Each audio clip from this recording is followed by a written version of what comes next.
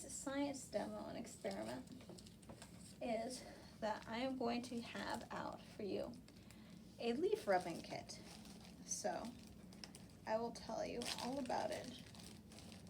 It contains a little notebook with pieces of paper that you can either use one by one or tear out. And it also has a couple of crayons that you can use for leaf rubbings. Watch. Making a leaf rubbing is pretty simple. First, you'll need to take something from nature, a leaf, some bark, a feather. I chose leaves because they're the easiest to find and the best results to work with. And take a piece of paper, put it flat on top of your leaf. Now, the notebook, you can either take it a single page or tear out a single page. Both will work. And take your crayon and rub it lengthwise on the object, on the paper.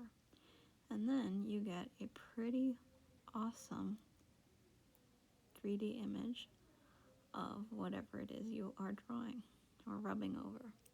And I'm going to use two colors just to make it come out that much more awesome. Yeah, and I love this. So once you've done a bunch of leaf rubbings, you can either use them, cut them out, use them to identify what trees that you have in your neighborhood. For instance, this tree, this leaf, came from a tree that was in front of the library. And I do not know what kind of a tree it is, but I can use this to identify it. Or I can cut it out and use it as part of an art project.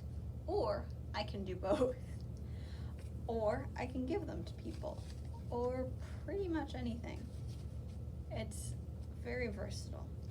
And I hope that you have fun with it. So, thank you for joining me, and I'll see you next week. Have a good week. Bye-bye.